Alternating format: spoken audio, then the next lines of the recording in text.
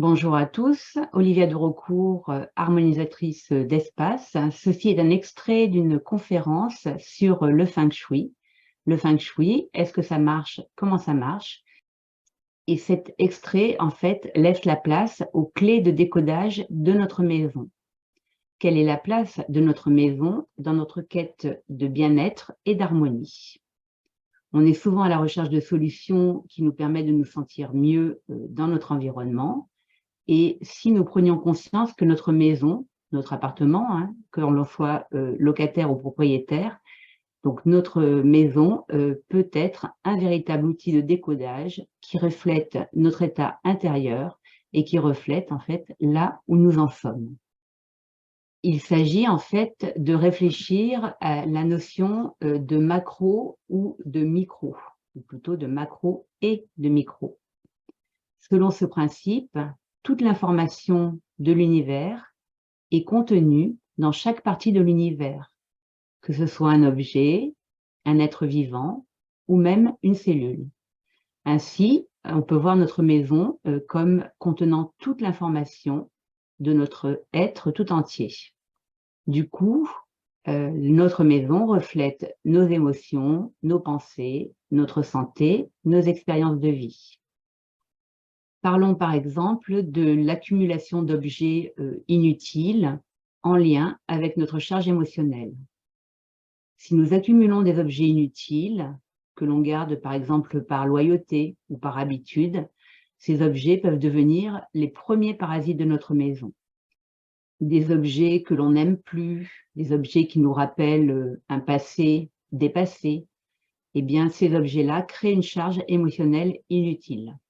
Ils entravent la circulation de l'énergie et ils peuvent perturber notre équilibre intérieur, d'où l'importance en fait de désencombrer pour faciliter la circulation de l'énergie. Donc désencombrer notre maison, c'est aussi nous permettre de faire de la place au nouveau. Et lorsque l'on se détache des objets et des émotions qui ne nous servent plus, on ouvre la porte à l'amélioration de notre santé, de notre créativité, de nos relations et même de notre clarté mentale, même, je dirais, de notre humeur. Donc, c'est un véritable acte de transformation et de libération que de se désencombrer. Donc, voilà ce que vous pouvez retenir. Ranger modifie notre mode de pensée et notre vision de la vie. Quand on met de l'ordre dans nos affaires, c'est vraiment mettre de l'ordre dans son passé. Choisir de s'entourer d'éléments, d'objets qui sont à notre goût aura forcément un impact vibratoire bénéfique. Quand on garde les choses pour le cas où, c'est un peu laisser entendre à la vie que peut-être un jour on va manquer. Si on s'interroge en fait sur le fait de garder un objet ou non, eh bien la réponse doit nous être dictée par notre cœur. Est-ce que cet objet est toujours utile? Est-ce que cet objet nous apporte de la joie? Pensez également à remercier les objets dont nous nous séparons, les remercier pour le service qu'ils nous ont rendu jusqu'à présent. Leur objectif doit être à la fois l'utilité, mais aussi l'objet doit nous plaire, ou alors on le laisse partir. Et quand il est difficile de se séparer d'un objet, eh bien ça peut être intéressant de se libérer émotionnellement par rapport à cet objet. Voilà, ce qu'il faut savoir aussi, c'est qu'on peut communiquer avec notre maison, on peut communiquer avec chacun des objets qui la composent, et pour cela, il faut les regarder avec ce qu'on pourrait appeler un œil quantique. Ce ne sont pas seulement des objets inanimés, en fait, ils sont de l'énergie condensée, ils comportent vraiment beaucoup d'informations. Ces discussions avec notre maison, avec nos objets, ça passe pas par des longs monologues, mais c'est plutôt en fait avec des prises de conscience. Il s'agit de poser notre conscience sur les choses, sur les objets qui nous entourent. Une autre piste de décodage, comment sont faits, si vous en avez, vos sous-sols et vos greniers. Ils ont un impact, sous-sol et grenier, en fait, sur notre vitalité, sur notre ancrage, sur notre mental. On pourrait associer le sous-sol aux racines, au passé. Donc, si ce sous-sol est encombré, s'il est négligé, il peut avoir un impact sur notre vitalité, sur notre ancrage. Et le grenier, quant à lui, va plutôt représenter notre charge mentale. Il va être relié en fait à le dessus de la tête. Du coup, un grenier encombré pourrait entraîner des maux de tête, des perturbations du sommeil aussi. Donc, il va être important, si on a un sous-sol et un grenier, de leur apporter une attention particulière, de les désencombrer, encore une fois, pour favoriser une meilleure circulation de l'énergie. À observer et à décoder avec attention aussi, c'est notre entrée, l'entrée de notre maison. Elle a une importance capitale. Parce qu'en fait, l'entrée de la maison, c'est le point d'entrée de l'énergie vitale. Donc, si celle-ci, elle est obstruée, encombrée, eh bien, elle va limiter le flux de la vie dans notre espace intérieur et intérieur. Donc, il est important de créer une entrée accueillante, dégagée et propice à l'arrivée d'énergie positive. Le style de notre porte d'entrée va aussi renseigner sur ses habitants, sur leur mode de vie. Des portes d'entrée solides, à double battant, vont souvent révéler un niveau de vie assez aisé. Des portes délabrées pourraient révéler la présence d'artistes, de poètes. Des portes toutes simples ou standards pourraient révéler la présence de personnes plus ordinaires. Une porte d'entrée qui serait située à l'arrière de la maison pourrait traduire un repliement sur soi. Voilà. Ce que je vous propose, en fait, ce sont juste des pistes, c'est-à-dire que ce n'est pas un jugement, c'est juste des pistes d'observation. Si je reprends, en fait, une porte d'entrée standard ou ordinaire va révéler des gens, la présence de gens ordinaires, ça ne veut pas dire que si vous habitez dans un appartement avec une porte d'entrée ordinaire, vous êtes quelqu'un d'ordinaire. Ça veut peut-être dire aussi que cet aspect-là des choses, vous l'avez déjà travaillé par ailleurs. C'est juste un indicatif, un signe. Si ça résonne en vous, la question à vous poser, en fait, c'est justement comment vous vous considérez. Est-ce que vous vous considérez comme ayant une certaine valeur et est-ce que vous mettez cette valeur à votre service et au service des autres, ou justement, est-ce que vous vous sentez trop ordinaire? Voilà. Voilà comment en fait il faut l'interpréter. Et du coup, si vous vous sentez trop ordinaire, eh bien, qu'allez-vous faire pour changer cet état de fait? Et la porte ordinaire de votre appartement ne va pas vous freiner dans ce changement, bien sûr. Une fois que vous avez pris conscience de cela, eh bien, en fait, vous allez mettre en œuvre ce qu'il faut pour sortir de cette peut-être humilité trop forte et du coup, peut-être un jour changer de maison, avoir une magnifique porte, peu importe celle que vous souhaitez. Voilà, c'est comme ça qu'il faut lire les choses. Donc, vous l'avez compris, en fait, la taille de la porte a de l'importance, l'emplacement de la porte a de l'importance. Une porte d'entrée spacieuse, bien définie, va être considérée comme favorable en feng shui, parce qu'elle va permettre de circuler, de laisser l'énergie circuler librement et permettre d'entrer dans la maison sans obstacle. Idéalement, on préfère en feng shui que la porte soit située au centre du devant de la maison, tout ça pour permettre une forme d'équilibre énergétique. Les couleurs vont avoir de l'importance. Par exemple, une porte rouge va être considérée comme porte-bonheur et va apporter chance et prospérité. Maintenant, tout ça, ça demande à être étudié aussi beaucoup plus en détail par rapport aux énergies spécifiques de votre maison. Le bleu va amener peut-être de la tranquillité, de l'harmonie, notamment dans la communication. On peut aussi observer les matériaux qui sont utilisés pour les portes d'entrée. Une porte en bois va être, par exemple, considérée comme chaleureuse, comme accueillante.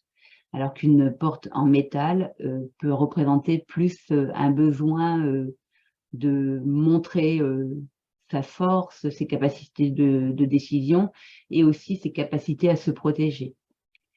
Voilà. Et puis après, tous les symboles qui peuvent être accrochés, tous les ornements à la porte d'entrée vont aussi avoir une certaine signification. Alors, pour rester aussi dans l'entrée de la maison, le chemin d'accès à la maison va avoir de l'importance. Un chemin d'accès sinueux va laisser arriver des énergies plutôt yin et plutôt douces, alors qu'une ligne toute droite dans l'allée, en fait, va être plutôt synonyme d'énergie yang, d'énergie directe, rapide. Alors, pour poursuivre donc dans ce décodage, on peut aussi faire des analogies entre les composantes de la maison, les pièces de la maison et le corps humain. Et notamment, on peut associer différents aspects de la maison au système endocrinien. Par exemple, le toit et le grenier donc, vont être associés à la tête, on l'a vu tout à l'heure, et à la glande pinéale. Donc aussi, en fait, à notre capacité de clairvoyance, d'ouverture, d'intuition. Le salon, lui, va être associé plus particulièrement au système nerveux et à la glande pituitaire.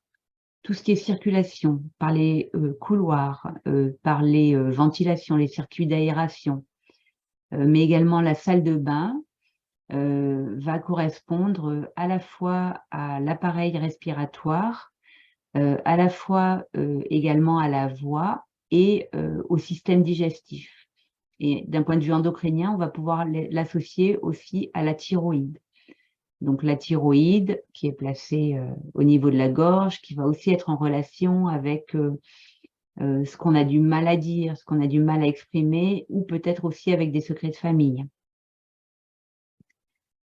Donc les bouches d'aération, plus particulièrement, vont être en correspondance avec le nez. Et bien sûr, il faut avoir conscience que dans la maison, on doit pouvoir bien respirer.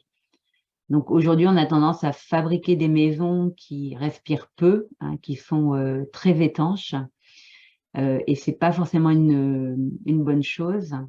Et puis après, on va aussi, par rapport à ça, penser à l'utilisation des peintures de préférence bio, afin de ne pas respirer des émanations nocives.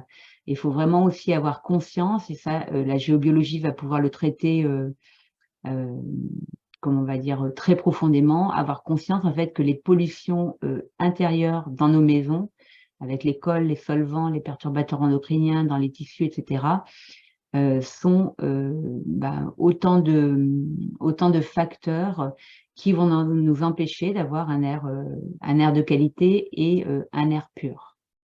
L'aménagement dans son ensemble, la décoration, l'ambiance générale et aussi le système de chauffage de la maison vont être mis en relation avec le cœur et avec le thymus, donc avec le bonheur en fait. Voilà, la salle à manger, si on en a une, c'est de moins en moins souvent maintenant dans nos habitations, elle va correspondre à l'estomac, donc à la satisfaction ou à la frustration. Et elle va correspondre aussi beaucoup aux émotions. La salle à manger va être donc en relation avec l'estomac, avec le foie et avec la vésicule biliaire. Et va être liée d'un point de vue endocrinien avec le pancréas. Et enfin, les chambres correspondent au système végétatif et au système reproducteur. Et donc, on va les mettre en relation avec les gonades. Les fondations, la cave, les toilettes vont être plus particulièrement liées à la colonne vertébrale et, d'un point de vue endocrinien, au surrénal. Et puis, on l'a vu tout à l'heure, hein, la cave, les racines, le passé. Alors, autre outil de décodage, la qualité sonore du lieu, la luminosité, les couleurs, la décoration. Enfin, En fait, ce que vous pouvez comprendre, c'est que notre maison nous donne des informations qui sont toujours en correspondance avec qui l'on est. Donc, vous voyez au travers de tout ça qu'on a des tas de pistes de décodage et qu'en faisant par exemple le feng shui, on va avoir des informations très spécifiques qui sont complètement liées à cette maison-là, à ces occupants-là, et qui vont nous permettre en fait d'affiner ces décodages et d'observer ce qui est vrai dans la vie des personnes. Alors bien sûr, il n'y a pas que l'intérieur de la maison qui compte, le jardin, l'environnement extérieur de la maison va également nous donner des informations. Et extérieur ou jardin, en fait, sont le reflet de nos relations avec les autres et de notre place dans le monde. Donc, encore une fois, et quand on le peut, on prend le temps d'observer, on désencombre également ces espaces pour favoriser une connexion profonde avec la nature. Tout est parlant hein, dans une maison. Par exemple, on va mettre des rideaux aux fenêtres. Et pourquoi on va le faire? Parce que ça va être en partie un désir de vivre caché, qui peut être tout à fait légitime en fonction du vis-à-vis que l'on a. Voilà. On peut dire aussi que les fenêtres sont les yeux de la maison. On pourrait imaginer que les volets sont les paupières de ces yeux. On va regarder comment la maison est entourée de petites haies, de murs très hauts, ou d'autres maisons qui n'ont pas de délimitation et qui donnent l'impression d'une ouverture au monde. Et puis ce qu'on peut aussi observer, c'est quelle place notre maison va donner aux différents règnes. Le règne minéral, qu'est-ce qu'il y a comme élément du règne minéral dans notre maison, dans son environnement, le règne végétal, le règne animal et le règne humain. Sans oublier la place du divin dans nos maisons. Voilà, donc tout ça pour dire qu'on a des tas d'informations que l'on peut décoder par soi-même. On peut faire des recherches ou on peut simplement avoir notre propre symbolique. Il faut vraiment savoir que la géobiologie et le feng shui vont vraiment nous offrir des outils précieux pour comprendre et harmoniser notre relation avec notre habitat et avec nous-mêmes, et qu'en explorant en fait ces messages proposés par notre maison, en désencombrant, j'insiste, et en créant un environnement propice à notre bien-être, eh bien, on va pouvoir améliorer notre santé, notre créativité, nos relations et notre sérénité. Voilà, donc pourquoi ne pas aller plus loin dans cette démarche? L'intérêt, en fait, avec la géobiologie et le feng shui, c'est vraiment de bénéficier d'un accompagnement personnalisé pour transformer votre lieu de vie en un havre de paix et d'harmonie. Un autre point aussi à souligner par rapport à cet aspect décodage, c'est vraiment qu'il faut comprendre que votre maison et tout ce qui la compose, donc tous ces objets, est sans cesse en train d'émettre des informations, donc que l'on peut décoder comme on vient de le voir, mais est aussi en train de réceptionner sans cesse des informations, notamment sur ce que vous souhaitez, ce que vous pensez, vos objectifs. Et donc, dans chacune des pièces de la maison, dans chacun des objets qui la composent, et bien, en fait, vous inscrivez cette information qui ensuite vous est renvoyée. La maison est émettrice-réceptrice et vous êtes émetteur-récepteur. Et tout ça, donc, au niveau micro, mais aussi au niveau macro, en lien avec tout l'univers. Donc, on pourrait dire, en fait, que notre maison, elle est un peu comme notre double et que du coup, le fait de la décoder va forcément nous aider à avancer vers qui on est véritablement. C'est un peu comme notre ange gardien et qui nous pointe du doigt tout ce qu'on a à faire évoluer. Donc, notre maison prend soin de nous et donc, nous, on doit également prendre soin d'elle. La maison prend soin de nous, de tous les occupants et ça va bien au-delà de tout ça, finalement, si on revient à cette notion de macro et de micro. On peut considérer notre maison comme un intermédiaire entre l'intérieur et l'extérieur. C'est comme une passerelle aussi. Donc, notre maison, elle nous permet de piloter notre vie, de changer notre vie, de transformer des situations difficiles et de rayonner autour de nous des vibrations positives. Elle va se charger toujours plus d'une mémoire positive au fur et à mesure que l'on prend soin d'elle. Et donc, pour ça, la géobiologie et le feng shui sont vraiment des disciplines fascinantes, parfois même extraordinaires, et qui nous permettent d'aller très en profondeur pour pacifier du transgénérationnel, du karmique, de l'inconscience, du subconscient, etc. Et tout ça pour construire le futur lumineux qui nous ressemble. Donc, on peut la considérer comme notre reflet, notre miroir, un reflet ou un miroir dont on pourrait modifier les contours et l'intérieur. Et tout ça au gré de nos aspirations profondes, au gré de ce qui est vrai en nous et pour nous. Ce que j'ai envie d'ajouter, en fait, pour conclure cette partie décodage, c'est que cet outil qui est notre maison va nous permettre d'observer des dizaines, des centaines, voire beaucoup plus de mémoires, de traces, de choses que l'on a à pacifier.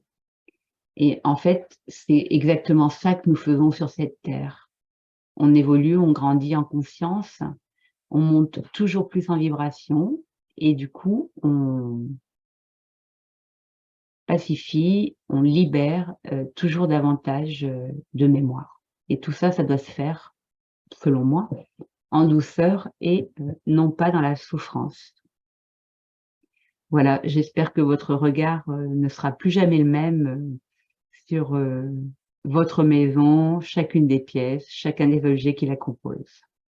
Et sachez que si vous avez envie de changer des choses, que ce soit dans votre vie de couple, que ce soit au niveau de votre prospérité, de votre liberté financière, que ce soit au niveau de vos relations familiales, de vos relations amicales, de votre santé, de la connaissance que vous avez de vous-même et de votre développement, de votre évolution, de votre carrière, de votre créativité, de la place en fait que vous occupez dans ce monde, et de votre connexion à qui vous êtes véritablement, eh bien, votre maison est vraiment l'outil idéal à travers la géobiologie et le feng shui pour avancer sur ces évolutions ou ces améliorations que vous souhaitez faire. À très bientôt.